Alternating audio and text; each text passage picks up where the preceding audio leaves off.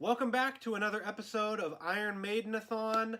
Today, we are, of course, talking about what could be seen as the most divisive Iron Maiden album of all time. That might come later, though, because when Bruce Dickinson makes his departure from the band, there are two Iron Maiden albums that are pretty divisive among fans. But this one, among the Bruce Dickinson albums, I would say is probably the most divisive. We are talking about, of course, No Prayer for the Dying. This is one of the oldest Iron Maiden shirts I own, by the way. So to start off, we're not going to get to the album right away. We're just going to show you because for some reason, for whatever reason, you'd think I'd own the most, like Somewhere in Time or Seventh Son of a Seventh Son or Number of the Beast t-shirts. I actually own the most t-shirts from No Prayer for the Dying, which is incredibly strange. So we'll just check out the t-shirts that I own. Obviously, I have the original album art. Thank you to one of my best friends, Jack, for getting me this in 8th grade. It is a large. It looked like a dress on me, but I wore it all the time because I loved it so much. Next up, we have one of the newest editions. All three of these are actually pretty new editions because they had a collection on the Iron Maiden website about the number from No Prayer for the Dying, which was surprising because they seem to forget that album exists when they make set lists. But we have the art for Bring Your Daughter to the Slaughter, and there's Eddie with a very Jessica Rabbit-looking lady. And then on the back, we've got the alleyway with some unsavory little monsters down there. I love this shirt. I really like the way it looks. I like the way it fits me also. But it's a great-looking shirt.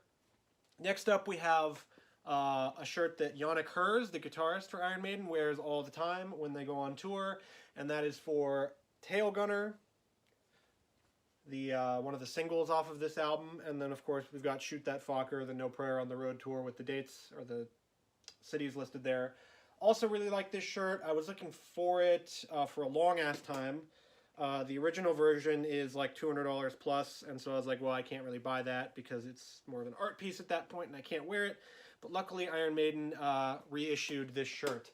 And last but not least, we have the new version of Eddie from this album. And we have it's like a serial killer with a claw, and that's the No Prayer on the Road. And you can see it's kind of cool because it has the slash marks through the Iron Maiden logo. And then we've got the tour dates on the back with the claw and everything, very Freddy Krueger, Nightmare on Elm Street-ish, which actually has a connection to Iron Maiden here with this album and one of the songs. Okie dokie, we'll get right started with the background information on the album. It was recorded from June to September of 1990. It was released on October 1st of 1990. It was recorded at the Barnyard Studios in Essex, England. It is the first Iron Maiden album since Number of the Beast to be recorded in their home country. And the producer was Martin Birch. Steve Harris, I know, got in a bit on the producing there, but Martin Birch was the producer for it. Some background information. Sadly, after Seventh Son of a Seventh Son, the band toured for the album and then took a year off. In that year, somehow they decided, let's change the sound of our band, the way we're going, and they wanted to do a more street-level sounding album because I guess, the world was changing, grunge was coming. Grunge came a little bit later, but, the world was changing a little bit, heavy metal was changing, so they had to change up this album. Adrian Smith, however, did not agree with that, and so he decided to leave because of creative differences with the album, but he does have a writing credit on the album, which is pretty interesting and pretty funny. The person to replace him was Yannick Herz, who was on Bruce Dickinson's wonderful solo album, Tattooed Millionaire. It's a great album if you haven't heard of it. I'll probably do a review of it at some point when I'm done with Iron Maiden-A-Thon. He played with Gillan also in that band. Yannick, I love Yannick. He's a great guitarist. Some people don't like the way he dances around and shit on stage, but I fucking love that. So if you don't like him, go fuck yourself. Steve Harris, like I said, wanted a more street-level release. Bruce Dickinson changed the way that he sings for this album and the next album after this. He went from the more operatic style to a more raspy, sort of harder sound, which I'm not sure I like that much, but some of the songs on these albums are obviously great. Some of them are really bad on this album and the next one that we're going to talk about after this video. The lyrical themes changed from like literary and historical references to like political and religious references. So you could tell that the band was changing at this point into something else that didn't really fit with the past. The tour that supported it was the No Prayer on the Road tour. It went from September 19th, 1990 to September 21st, 1991. So over a year of touring, or over a year for the No Prayer on the Road tour. They didn't tour for the whole year straight, obviously. Tidbit, on the tour, Wolfsbane opened for them on some of the dates. Obviously, Wolfsbane's lead singer is Blaze Bayley, who went on to become Iron Maiden's lead singer after Bruce Dickinson left. So it was Steve Harris's audition, I guess, for him. We'll get more into that after Fear of the Dark. And then the stage setup, they were talking about how on the Seventh Son of a Seventh Son tour that the tour was more elaborate, like the stage setup, and so they wanted to get away from that. So they liked the cloth backgrounds and everything that they used, but they stripped it all down, and it was just, the stage and the band and the background behind them. So if you went to go see them on the No Prayer on the Road tour, that's what you got to see. The album cover, which I haven't shown you yet, but here it is. It's on my shirt. I have the reissue of the album, so it doesn't have the original album art, but the original album art, done by Derek Riggs, had Eddie busting out of this grave, grabbing a grave robber, which you can see on the disc is the original art there, and the grave robber had just so happens to look like their manager, Rod Smallwood. He didn't really like that, and so he was like, yo, take that off for the reissue. I'll show you what's behind the disc here. Eddie swinging a hammer there. Here's what the back of it looks like with all of them in their fucking jean jackets out, looking badass and all that. But yeah, for this reissue, they changed the album art to get rid of the grave robber. On the album art, there is an inscription right here that you can see, and that inscription says, after the daylight, the night of pain, that is not dead, which can rise again. So take with that what you will, what that means, but let's go through the little booklet here that's included. You can see the album art there. You can see the back there. There's the Eddie murdering somebody. Nice to see. There's the tail gunner art and the holy smoke art with some of the other art surrounding it. There's some nice pictures from the tour.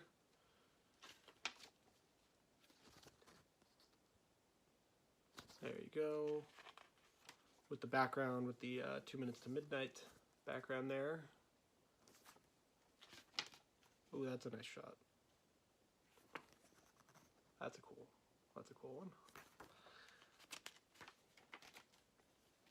Bring your daughter to the slaughter.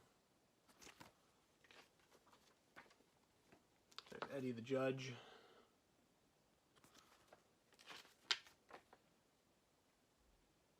Some more shots of the band.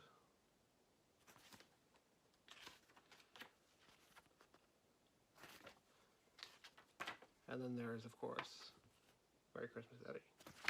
Okie dokie. That's the booklet for the album. And so we will go through on a track-by-track basis here. To start off with, we've got Tail Gunner, which is one of the singles off this album. Obviously, you saw the album art, the single art for that, pardon me. And it was written by Steve Harris and Bruce Dickinson. It is 4 minutes and 13 seconds long. It was the opening song for this tour, so if you saw them on this tour, they opened with Tail Gunner. They opened with, I can't remember exactly what it was. It was like the 883 Squadron or something theme, and then into this. It's a song about, obviously, a tail gunner on a bomber, talking about various different missions and all of that. It's a pretty catchy song. It was one of the first Iron Maiden songs that I had heard about, besides the super famous ones, and so I think it was around 8th grade, 9th grade, my friend and I and my parents went to Amoeba Music, and he was trading in this album because he wanted to get other music. He'd already ripped it onto his computer. He wasn't a freak like me and wanted to keep every physical thing. So he was like, hey, do you want this? I'm just going to trade it in, but if you want it, I'll just give it to you. The song Tail Gunner is really badass. And so that stuck in my head. And so it took a little bit to get to this album when I started listening to it, but I was like, yo, he said Tail Gunner's badass. Let's listen to it. And lo and behold, Tail Gunner is pretty badass. It's a great opening track. It's a great opening track for a concert. I did a dream set list for Iron Maiden that would be their farewell show. Crossing my fingers that they never have a farewell show. But if they did have one, I wanted to make it so that you could include one song from each album or more. And Tail Gunner was the song I chose from this album, and it was the song I chose to open the show. And so I really like this song. It makes it onto a lot of my Iron Maiden playlists. It's just a really driving song. It kind of gets you going. It's really heavy. It's just a good song. It's a good single. It's a good showcase for this new era of Iron Maiden that they went on. And so Tail Gunner, lead single from the album. I really liked it. Next up, we have a very political, religiously political song from Iron Maiden in Holy Smoke. This obviously was another one of the singles off this album. It has special single album artwork. This song is about like televangelists, and in the 90s and the late 80s, televangelists were all the goddamn rage. And so this talks about a lot of them and how they basically are full of shit. So they take people's money and they go, oh, give me your money and you'll, make it to the kingdom of heaven or whatever the fuck they want to talk about. And it's all bull crap. And so this song is about that. It's got one of my favorite, like, dual guitar solos from Iron Maiden. So Yannick Herz has his solo and then Dave Murray has his solo with some nice tapping. I really like this song. It makes it onto a lot of my playlists as well. These two songs back to back, if you don't like this album, they might trick you into thinking that you like this album because they start off really strong. But this song could have very easily just been the lead song on the album. It could have been the lead single. It was a very political song at the time, and it's just really good. I can't really say very much more about it because it's just a great song. It has a great solo, and I really like it. Next up, we have the title track, which wasn't a single, but, oh, I forgot. Holy Smoke was written by Steve Harris and Bruce Dickinson. I'll remember that for this one because No Prayer for the Dying was written by Steve Harris by himself, and it's a title track. You'd think that it would have been a single, but it's not. This song, I think, is fairly underrated as an Iron Maiden song. It is stuck on this album, which I know a lot of people don't like, but this song, from the opening riff, it's pretty driving. It starts off slow and sort of melodic, and then it gets into this hard section right at the end, and it gets you, you want to pump your fists to it and throw up the horns. It's just, I really like this song. These first three songs, if you told me, hey, this is considered to be one of Iron Maiden's worst albums, and you showed me the first three songs, I'd be like, what the fuck are you talking about? These three songs are great. They haven't played a lot of these songs live. We'll get to that after we get through all of them. But this one, another great track. I really like it. So we're off to a good start. And then for number 4, we have Public Enema number 1, which is another really good song. It's surprising. This song is really hard and driving. It's by Dave Murray and Bruce Dickinson. So you saw Adrian Smith leave the band, and you saw Dave Murray sort of step in with some of the songwriting credits on this album. Public Enema number 1 starts off with like a weird little giggle laugh or whatever, and then it kicks into high gear, and it's into high gear for the whole song. It has one of my favorite 90s era Iron Maiden solos. It's just a really hard song that gets you going. These songs, I don't put them always on playlists. That's how I judge Iron Maiden songs a lot of the time, is if I put them on playlists or not. Like Moonchild makes it on every single one. These make it on. These are good songs. These are killer tracks that just get lost because this album is sort of maligned in the community. Next up, we have Fate's Warning, which is by Dave Murray and Steve Harris. This song, once again, another song. A lot of these songs blend together because they are very similar lengths. They're just 4-minute chunks that you get. Nothing on this album is over 5 minutes and 30 seconds. So if you're looking for that, Rime of the Ancient Mariner, Seventh Son of a Seventh Son kind of song, you're not getting it here. Fate's Warning, another great song. It's sort of about like an oncoming apocalypse and the warnings that nature is giving you and stuff like that. It's kind of prescient to today with global warming and all of that. It's about volcanoes erupting and all of that and everything like that. So this is another song. This song I think is the most underrated on the album. I'm kind of sad that they never played this one live. If they did, it might have only been a couple times, maybe. But this is a really great song. It's a really great track, and if you haven't listened to this album or you're just avoiding this album, these first 5 songs, I give it, the first half of this album is a really great Iron Maiden album. It's a really great start to an Iron Maiden album. So if you want to just listen to the first 5 songs and forget about the last 5, go for it. But this is a tale of two halves here. We've got track number 6 by Steve Harris. It is The Assassin. This one sucks, to put it lightly. This one is not a great song, even for Iron Maiden standards, where, you know, Iron Maiden's worst songs are better than a lot of bands' best songs. This one is not great. It's just kind of boring. It's just very formulaic. It's just, you know, the good songs I can wax and wane on for forever. The bad songs are bad. I'm sorry. This is one of the bad songs. It doesn't do it. It doesn't cut the mustard. It doesn't fit up with even the middle tier of those Iron Maiden tracks that you have, you know, like Sun and Steel and stuff like that, where it's kind of like, this isn't their best song, but it's not their worst. This is one of the worst. Run Silent, Run Deep by Steve Harris and Bruce Dickinson is about a submarine, a German U-boat. It is a hilarious song because they're singing about the merchantman's nightmare of a fucking submarine that's sinking things. Is it a great song? No. Is it a fun song to listen to? Yes. My friend Eli personally despises this song, so I always put it on every playlist I have when I have him in the car, because when it comes on, it's a good laugh. It's got a pretty good riff. I actually like the riff when it kicks in. It gets your head banging a little bit, but it's just a silly song that's not among their best. The note that Bruce Dickinson hits at the end of the song, however, is insane, and if you haven't listened to it in a while, make sure you go listen to that, because it is a great fucking note that he hits and shows, hey, this guy can actually still sing. He might be singing all raspy, but he can still hit the goddamn notes. And so Run Silent, Run Deep is one of those. It's not a great song, but it's got some sort of redeeming qualities. It's not the worst. Hooks and You is by Bruce Dickinson and Adrian Smith. It was one of the songs that they wrote before he left, and it is the third song, in the Charlotte the Harlot quadrilogy. So we had Charlotte the Harlot, 22 Acacia Avenue. Now we have Hooks and You, which is sort of about BDSM, bondage, stuff like that. There's some sexual illusions in there. It's not great. It's not great. You can tell it was kind of written as like a last ditch, like, hey, stay with the band, let's write about Charlotte the Harlot again.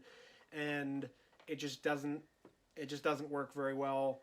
They did play this one live when they were on tour for this album, but it's just not a great song. It's kind of boring. It's obviously talking about sex and BDSM, which is an exciting topic for some, but it's not a great one. Not a great song. Bring Your Daughter to the Slaughter is the next song, and it's a pretty funny one because the title is obviously funny. It is not, however, about bringing your daughter to get murdered. Bruce Dickinson has said that this song is actually about a girl's first period. So it's about that sort of scary time. It was originally recorded for Bruce Dickinson's solo band for A Nightmare on Elm Street. And Steve Harris heard it and said, oh my god, that's perfect for Iron Maiden. We have to re-record it. They re-record it. Both versions are pretty silly. The Bruce Dickinson original version is a little darker and sort of slower, and then the Iron Maiden version is more driving and upbeat and up-tempo.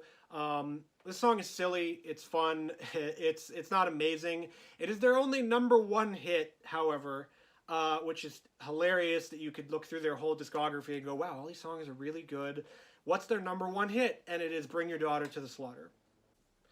But it's pretty funny that it's a #1 hit, and you can look through Iron Maiden's discography and see all of that, and it's just a fun song. It's silly. It's kind of like Run Silent, Run Deep. It's not great.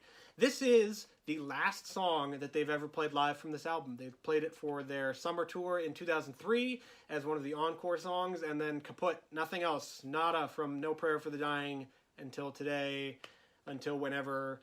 I don't know what songs. Oh, we have to get to the last song, actually. Then we'll get to whatever songs they could actually include on a set list. But the last song is the worst Iron Maiden song ever recorded. It is my least favorite song that the band has ever made. It is Mother Russia. This is, without a doubt, the most boring, formulaic, shitty Iron Maiden song that they've ever recorded. The Blaze Bayley haters can come at me and say, oh, but those songs are so bad, oh. Or you can come at me and say some song off of one of the reunion albums or the new era albums are bad. Shut up. This is the worst song that they've ever recorded. Mother Russia is terrible. I choose to just skip this song. I just pretend like it doesn't exist because it is so bad. And that's an Iron Maiden superfan coming at you with that take. This is the worst song they've ever recorded. It's not close. This is terrible. It's almost unlistenable. I don't know why it made the album. It has the distinction of being the longest song on the album. Was this supposed to be their like final song epic that they wanted to go for with like To Tame a Land and Rime of the Ancient Mariner? Who knows, but it sucks. So don't listen to it. Don't come at me with comments saying that it doesn't suck. It fucking sucks. Thank you. Okie dokie, we've got the aftermath of the album now. And after this album, it is widely considered to be one of their worst, if not the worst of the Bruce Dickinson era, or the worst in the history of the band. No songs were played live from after 2003, like I said before. That's for good reason. Some of these songs suck. The songs are all short. It's a tale of two halves. The first half is really good. The first half is like the start of a good Iron Maiden album. The second half is bad. It had recording problems. They recorded at Barnyard Studios, which is obviously a mobile studio that was owned by the Rolling Stones, where several famous albums have been recorded. But this one was the last one recorded there. It just had production problems. Bruce Dickinson hated singing in the studio. It just gave them a bunch of issues, and those issues reflect this album. It's just not very good. The recording, not very good. The first half is really good. The second half is terrible, and it's got some silly fun songs, but they're not great Iron Maiden songs. When I did the written review for this one, I gave it 2 review scores because the first half is about an 8.5, a 9 out of 10 on the Iron Maiden scale, and then the second half is 3 out of 10 or something horrible. So this one, when you average it out, it comes up to like a 7 out of 10, maybe a 6.5 out of 10. It is a subpar effort from the band. It is a definite miss, but that doesn't mean that there aren't good songs on the album. It just means it's probably one of their worst. After this, the band reloaded after the No Prayer on the Road tour. Can't say these words today. They reloaded. They came back, and came back with a double-length album called Fear of the Dark, which contains one of their most famous songs ever, Fear of the Dark. But we'll have to get to that one in the next Iron Maiden-A-Thon.